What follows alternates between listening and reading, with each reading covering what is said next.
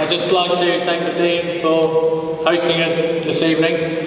I'd firstly like to say how impressed I am, how impressed the team are by the passion of the local residents for the area that you live in, which is fantastic to see. We want to bring the America's Cup to Portsmouth. We want to be here for the right reasons, and we need the support of all of the residents. It's going to be a tough enough challenge as it is to take the old mug, as they call it, bring it back to British waters. If we're not successful, then we'll continue, and frankly we'll continue until we can finally get the damn thing. So it is a long-term goal and vision, and as I said, we really want to make a difference to the marine industry in this area, and a lot else on top of that. Why has work started on the site before planning permission has been granted? Haven't you jumped the gun? And is this all a foregone conclusion? Well, absolutely not. We know that the planning meeting is coming up in the very near future, and that no decisions have been made. And the work that has been done up till now, I think, is to do with the dry stacking area. So, from our point of view, this is absolutely not a foregone conclusion. It's up to the planning committee to decide, and of course, the viewpoint of all the residents, I'm sure, will weigh greatly with that decision. And finally, well, what makes it such a great site? As I said earlier, for us, it's about adding to the maritime heritage of Portsmouth.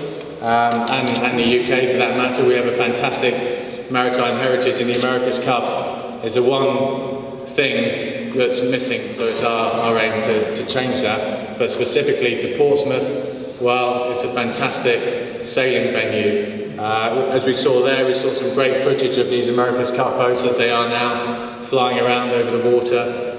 If you imagine those boats flying down Southsea waterfront at 40 knots of boat speed, that would be quite an amazing spectacle, and we would draw the world's attention to Portsmouth, which we think would be a fantastic thing. We also are very keen on young people in sport and in sailing, and to encourage that through our activities here in Portsmouth. I watched the America's Cup last year. I think it's a great sport and an amazing spectacle. I think it would be fantastic for Bar to come to Portsmouth, and eventually I think they will. But that doesn't mean I think Bar's application is more important than people, though that's the impression we've been getting from Portsmouth City Council's involvement so far. 6 weeks ago, I knew little about national or local planning policies. I did know that I lived in an important and unique area with 800 years of history beneath our feet and all around us. I feel that history, and I see it every time I pass the square tower, walk up the high street, or look out over the Canberra. And what we're talking about in this America's Cup is the very pinnacle. Most of you saw those boats last year. You saw what they were like. They're phenomenal. And the skills involved in putting those boats together is something we want to sell. We talked about 600 to 1,200 jobs. Frankly, I think it'll be more. I've been in the yachting industry now for some 40 years. And the moment you get a nucleus of skills, people come in and want to cash in on it, and then more firms come in wanting to cash in on it because they know the skills are there or they bring the skills in. So this is something that I believe will be very good for the economy of Portsmouth. As a resident of Spice Island, and I live 100 yards from where this building is going to be, I'm absolutely delighted. I have to say, I doubt I'll see it because the big flats are in my way. But if I put another floor on, if they can be planning, I would be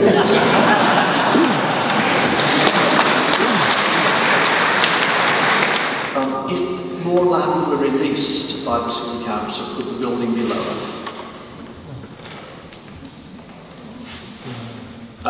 That's obviously difficult in the Canberra. It's a limited space.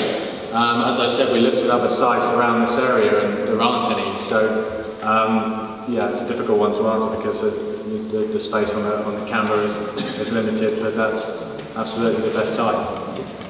Second was, can the boats really go that fast on Southsea seafront, and does that contravene maritime law?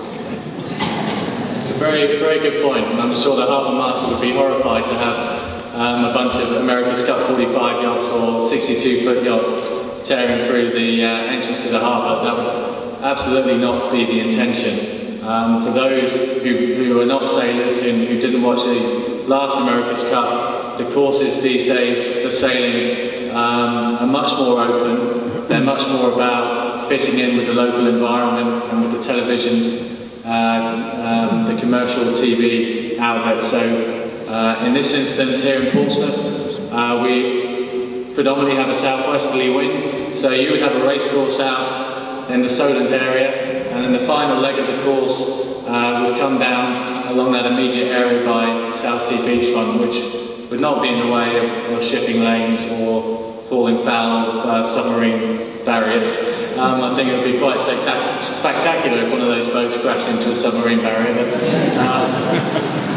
absolutely that wouldn't be the intention, and we realise it's a commercial port, a very busy port, as San Francisco was, as Valencia was, as Auckland in New Zealand was, and these people that run these events are very professional and work around the environment that they're dealing with.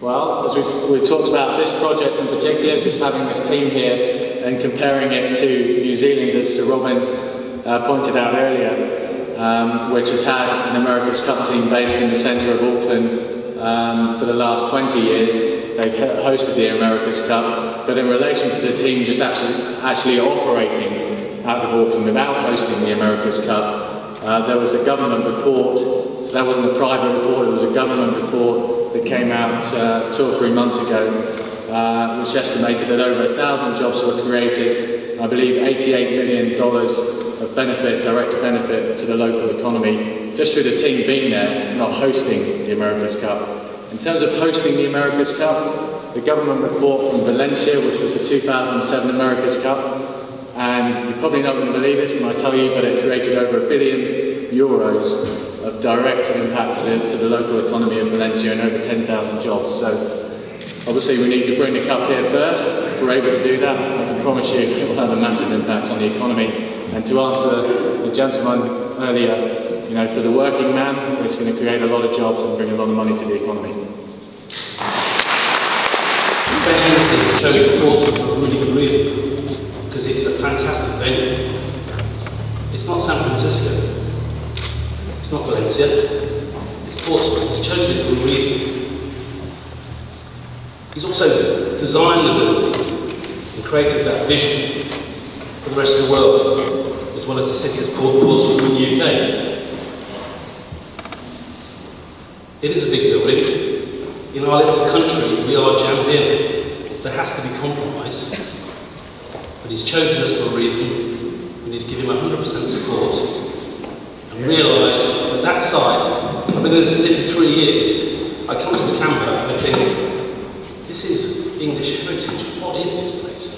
It's a boatyard. It's a couple of old sheds. I appreciate the maritime industry. It's all over the place. This is not going to compromise the city. It's going to generate. You've got to support it.